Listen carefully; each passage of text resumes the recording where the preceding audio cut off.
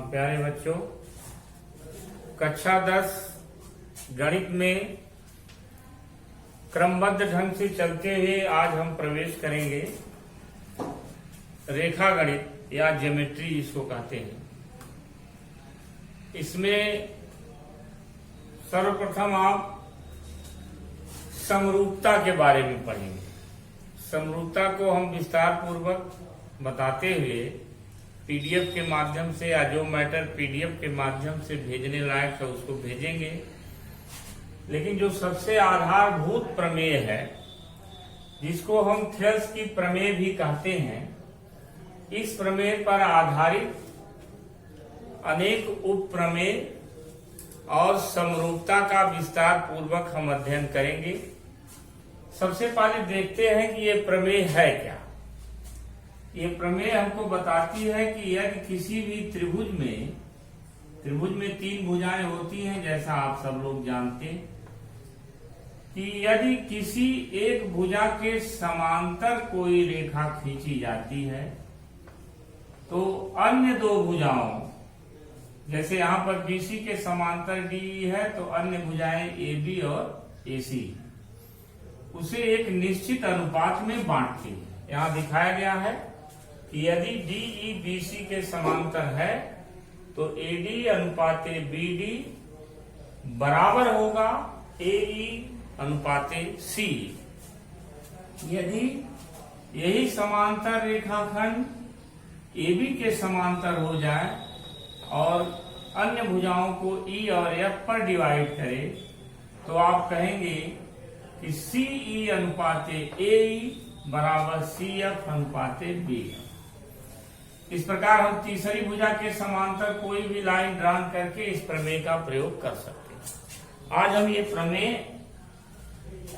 सिद्ध करेंगे, जिसमें दिया त्रिभुज ABC में DE समांतर BC, यानी DE भुजा BC के समांतर एक रेखाखंड है। हमको ये सिद्ध करके समझाना है कि AD अनुपाते BD, यानी इन टुकड़ों AD और BD का अनुपात जो होगा वो इक्वल होगा इधर AE अनुपाते CE। रचना में DM लंब AE और EN लंब AD डाला, BE और CD को मिलाया। अब हम आपको प्रमाण में जो बताने जा रहे हैं आप ध्यान से देखिएगा।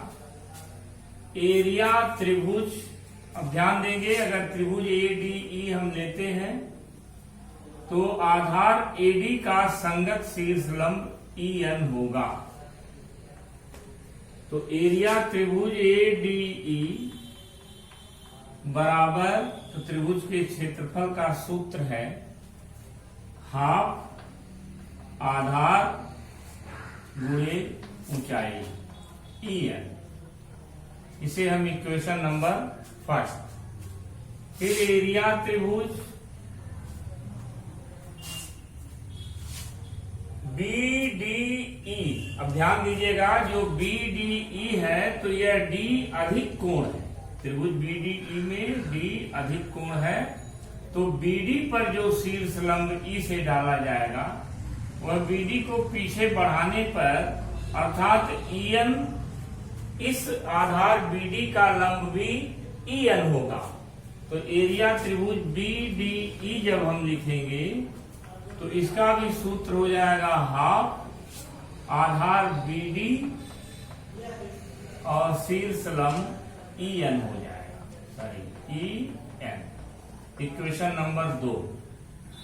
अब हम समीकरण 1 में 2 से भाग देते हैं तो ये प्राप्त होगा एरिया त्रिभुज ADE बटे एरिया त्रिभुज BDE बराबर, अब यहां आप देखिए हाफ हाफ कैंसिल हो जाएगा, EN से कैंसिल हो जाएगा, AD अनुपाते BD। इसको कोई दूसरे समीकरण का नाम आप दे सकते हैं। ठीक इसी प्रकार से जब हम इधर की ओर आते हैं ADE, यह भी त्रिभुज ADE है, यदि आधार AE को हम कंसेप्ट करते हैं तो उसका शीर्ष लंब DM हो जाएगा। तो हम लिखेंगे इसी प्रकार, तो एरिया त्रिभुज ADE, यहां पर हम थोड़ा समझा देंगे आपको कि ADE में त्रिभुज ADE का ही क्षेत्रफल आएगा। जब आधार AE कंसेप्ट होगा तो उसका शीर्ष लंब DM होगा। तो यहां पर 1/2 AE गुणे DM, और फिर एरिया त्रिभुज, अब इधर आप देखिए DEC, तो DEC ये हो गया हाफ CE, आधार CE गुणे DM, यहां भी हाफ हाफ और DM DM कैंसिल हो जाएगा।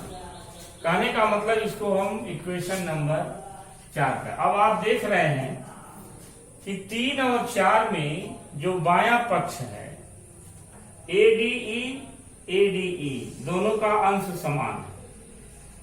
एक बात आपको ध्यान में रखनी है कि जो एरिया त्रिभुज BDE है, यानी BDE एक भुजा DE है, और इधर से DEC उसकी भी भुजा DE है। थोड़ा समझने के लिए रफ कॉलम पर आपको हम बताएं कि यदि हम इसी त्रिभुज को ऐसे करके एक फिगर आपको हम दें, ये आपका DE है और ये BC, तो आप देखेंगे कक्षा 9 में आपने एक प्रमेय पढ़ा था कि एक ही आधार और समांतर रेखा के अंदर स्थित त्रिभुजों के क्षेत्रफल बराबर होते हैं। उसी प्रमेय का प्रयोग करते हुए आप देखें तो बाएं पक्ष में एरिया ADE बटे BDE इक्वल होगा ADE बटे DEC, क्योंकि BDE का क्षेत्रफल DEC के क्षेत्रफल के बराबर होगा। और उसके लिए आप यहाँ मेंशन कर दीजिएगा कि एक ही आधार DE और समांतर रेखा BC के अंदर स्थित त्रिभुज है। इस प्रकार समीकरण 1 तथा 2 से लास्ट लाइन हो जाएगी, सॉरी समीकरण 1 2 नहीं 3 तथा 4 से, समीकरण 3 तथा 4 से आपको प्राप्त होगा AD बटे BD बराबर AE बटे CE। इस प्रकार आधारभूत प्रमेय प्रूफ मतलब यहाँ सिद्ध होती है। आप इसको 2-4 बार अभ्यास कर लीजिएगा। अब इसके बाद इससे आधारित प्रमेय या इससे आधारित जो प्रॉब्लम होंगे वे छोटे छोटे होंगे। इसका प्रयोग करके आप आसानी से प्रश्नों को सॉल्व करेंगे। धन्यवाद।